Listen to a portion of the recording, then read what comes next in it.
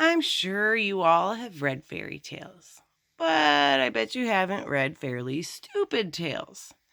This is the Stinky Cheese Man and other fairly stupid tales.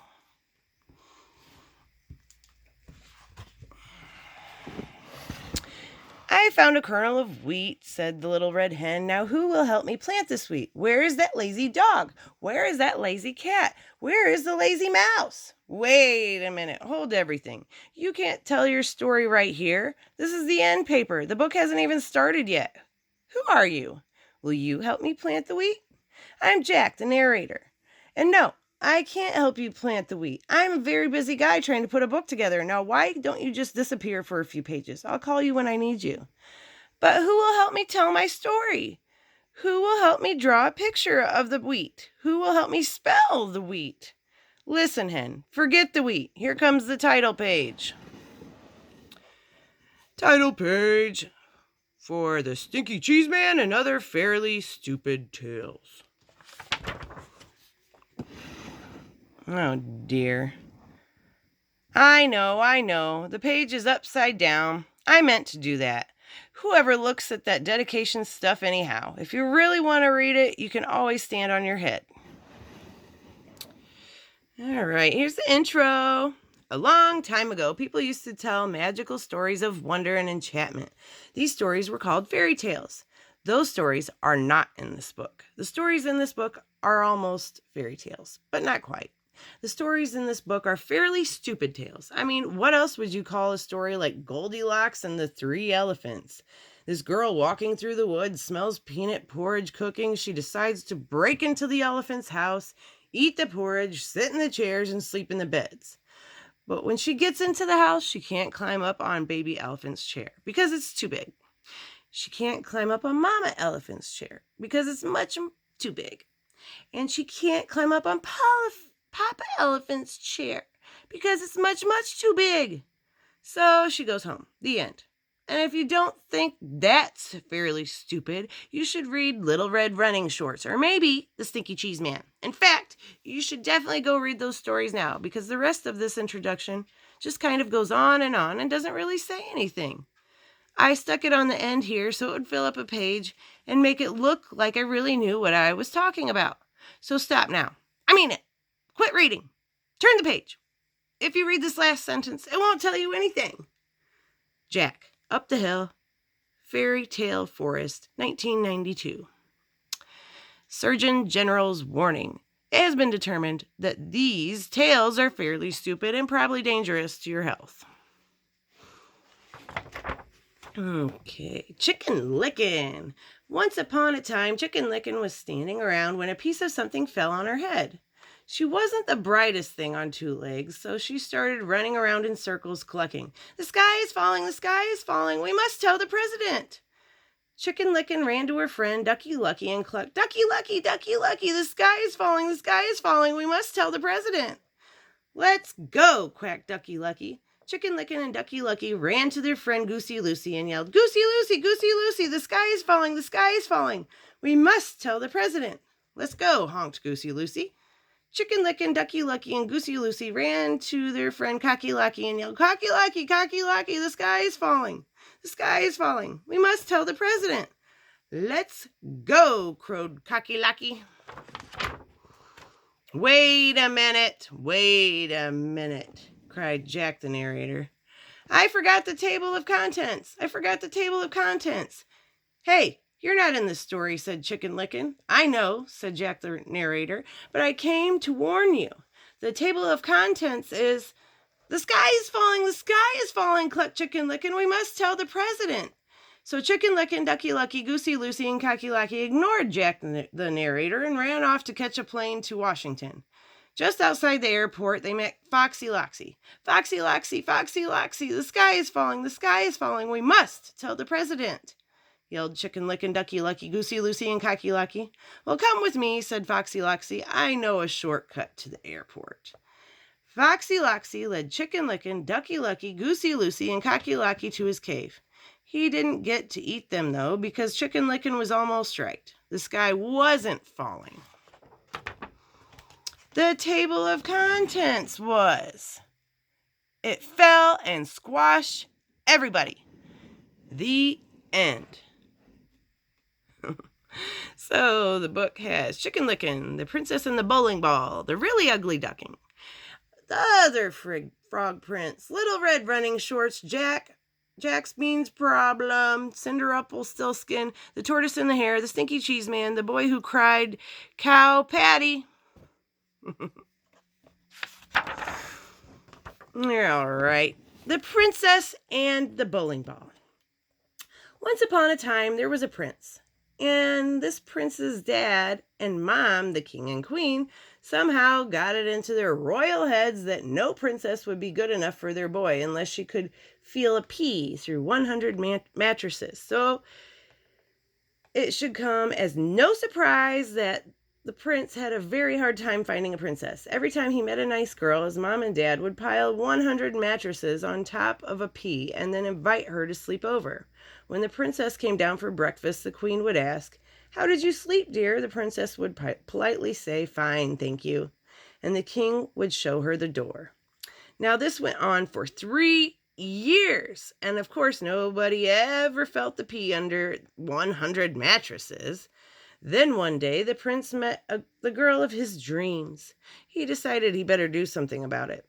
That night, before the princess went to bed, the prince slipped his bowling ball under the 100 mattresses. When the princess came down for breakfast the next morning, the queen asked, "How did you sleep, dear?" She said, "This might sound odd, but I think you need another mattress. I felt like I was sleeping on a lump as big as a bowling ball." The king and queen were satisfied. The prince and princess were married, and everyone lived happily ever after. Though maybe not completely honestly ever after. The end.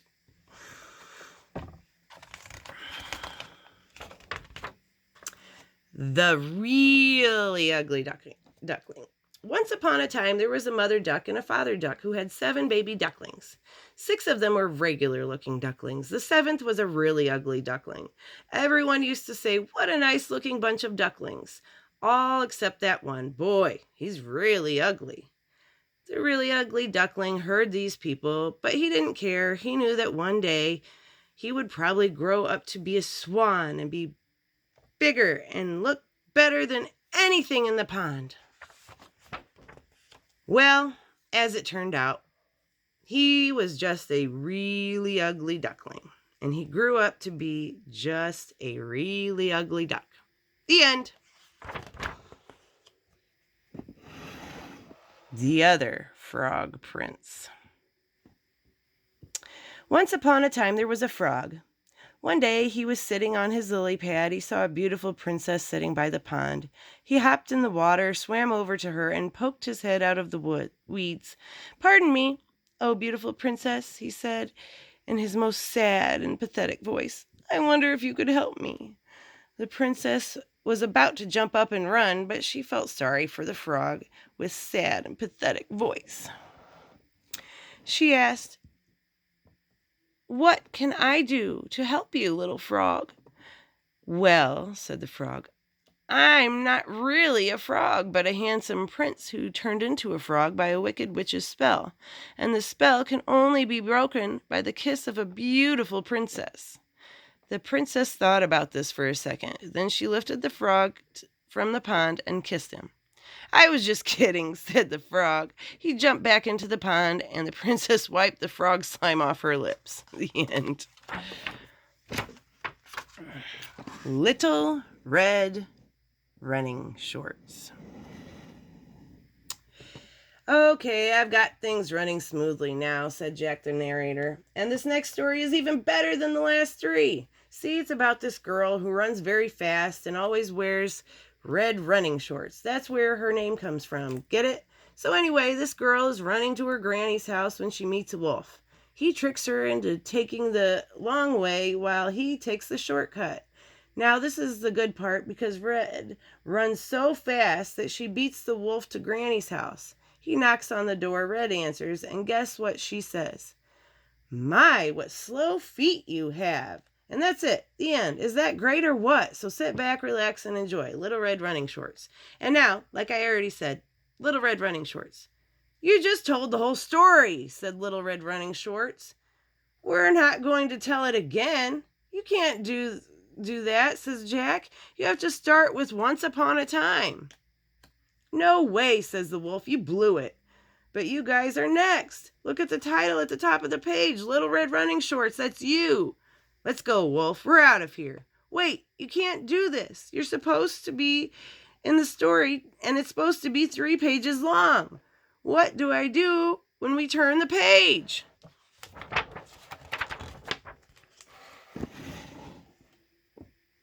It's blank. I planted the wheat, I watered the wheat, I harvested the wheat. Now do I get to tell my story, says the little red hen. Say, what's going on here? Why is that page blank? Is that my page? Where is that lazy dog? Where is that lazy cat? Where is that lazy mouse? How do they expect me to tell the whole story by myself? Where is that lazy narrator? Where is that lazy illustrator? Where is that lazy author? Jack Bean's problem. Forget that, hen. Now it's time for the best story in the whole book, my story, because once upon a time, I traded our last cow for 3 magic beans. And hey, Giant, what are you doing down here? You're wrecking my whole story. I don't like that story, said the giant. You always trick me. That's the best part, said Jack. Fee, fi, fum, fory. I made my own story. Great rhyme, Giant. And I'm sure your story is just as good, but there's no room for it. So why don't you climb back up the beanstalk? I'll be up in a few minutes to steal your golden singing harp. I'll grind your bones to make my bread. I knew you'd understand. And there's another little thing that's been bugging me. Could you please stop talking in uppercase letters? It really messes up the whole page. I will read my story now, said the giant. And he did. Giant's story. The end of The Evil Stepmother. Said, I'll huff and snuff and give you 3 wishes. The beast changed into 7 dwarfs, happily ever after, for a spell had been cast by a wicked witch once upon a time. That's your story, said Jack. You've got to be kidding. That's not a fairly stupid tale. That's an incredibly stupid tale. That's an unbelievably stupid tale. That is the most stupid tale I ever... Ah! The giant grabbed Jack and dragged him to the next page. Ruh-roh. Jack's story. Once upon a time, there was a giant. The giant squeezed Jack and said, tell me a better story. I will grind your bones and make my bread. And when your story is finished, I will grind your bones to make my bread anyway. Ho, ho, ho. The giant laughed an ugly laugh. Jack thought, he'll kill me if I do. He'll kill me if I don't. There's only one way to get out of this. Jack cleared his throat and then began his story. Once upon a time, there was a giant. The giant squeezed Jack and said, tell me a better story. I will grind your bones and make my bread. And when your story is finished, I will grind your bones and make my bread anyway. Ha, ho, ho. The giant laughed an ugly laugh. Jack thought, he'll kill me if I do. He'd kill me if I don't. There's only one way to get out of this. Jack cleared his throat and then began his story. Once upon a time, you get it.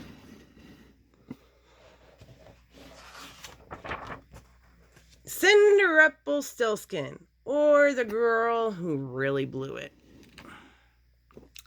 Once upon a time, there was a beautiful girl named Cinderella who lived with her wicked stepmother and 2 ugly stepsisters. These step relatives were not only wicked and ugly, they also made Cinderella clean the house every day. One day, the local prince announced that he was holding a fabulous ball at his castle. Everyone was invited. The stepmother and stepsisters got all dressed up to go, but as usual, they made Cinderella clean the house so she didn't have the time to get ready. After the stepmother and stepsisters left for the ball, Cinderella sat down and began to cry. Just then, a little man appeared. Please don't cry, he said. I can help you spin straw into gold. I don't think that will do me much good, said Cinderella. I need a fancy dress, glass slippers, and a coach. "Would you like to try to guess my name?" said the clever little man. Cinderella looked at him. "No, not really. Come on. Do you think it's Chester? If you don't have a dress, it doesn't really matter." "Oh, just guess my name anyway." "I'm not supposed to talk to strangers," said Cinderella. Then she closed the door and left the little man standing outside screaming, "Rumpelstiltskin, Rumpelstiltskin, Rumpelstiltskin!" When the stepmother and stepsisters got home from the ball, Cinderella told them about the strange little man. They still made her clean the house, and meaner still, they changed her name to Cinderumpelstiltskin. The end. The Tortoise and the Hare. Once upon a time, there was a tortoise who was very slow but very dependable. He would always get where he set out to go. It just took him longer than most people.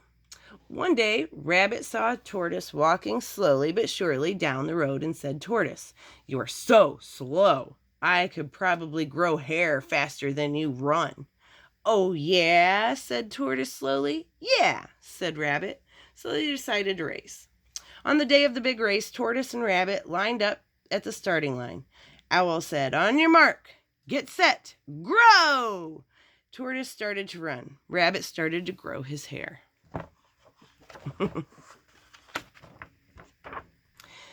Tortoise ran and ran. Rabbit grew his hair. Tortoise ran, Rabbit grew his hair. Tortoise ran, Rabbit grew his hair. Tortoise ran, Rabbit grew his hair. Tortoise ran, Rabbit grew his hair. Tortoise ran, Rabbit grew his hair. Tortoise is still running. Rabbit is still growing his hair. The end. The Stinky Cheese Man.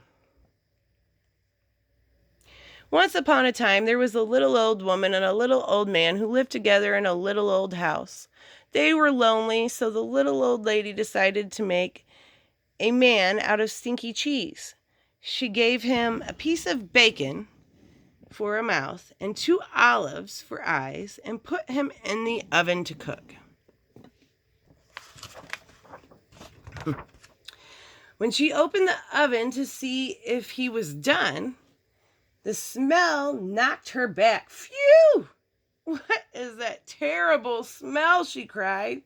The Stinky Cheese Man hopped out of the oven and ran out the door, calling, "Run, run as fast as you can. You can't catch me. I'm the Stinky Cheese Man."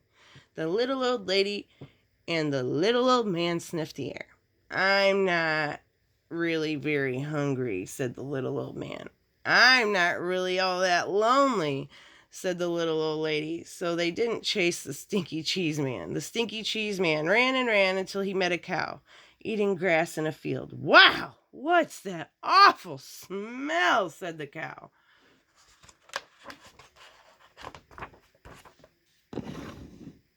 The Stinky Cheese Man said, "I've run from a little old lady and a little old man. And I can run away from you too. Run, run as fast as you can. You can't catch me. I'm the Stinky Cheese Man."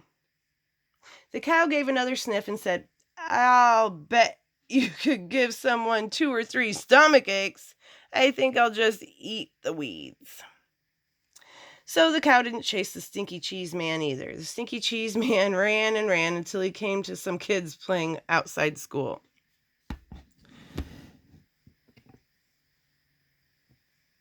"Gross," said the little girl. "What's that nasty smell? I've run away from a little old lady and a little old man and a cow, and I can run away from you too, I can. Run, run, run as fast as you can. You can't catch me. I'm a Stinky Cheese Man." The little boy looked up, sniffed the air, and said, "If we catch him, our teacher will probably make us eat him. Let's get out of here." So the kids didn't chase the Stinky Cheese Man either. By and by, the Stinky Cheese Man came to a river with no bridge. "How will I ever cross this river? It's too big to jump, and if I try to swim across, I'll probably fall apart. And you know who?" Just then, the sly fox, who shows up in a lot of stories like these, poked his head out of the bushes. Why, just hop on my back and I'll carry you across, Stinky Cheese Man. How do I know you won't eat me? Trust me, said the fox. So the Stinky Cheese Man hopped on the fox's back. The fox swam to the middle of the river and said, "Oh, man, what is that stinky, funky smell?" The fox coughed, gagged, and sneezed, and the Stinky Cheese Man flew off his back and into the river, where he fell apart. The end.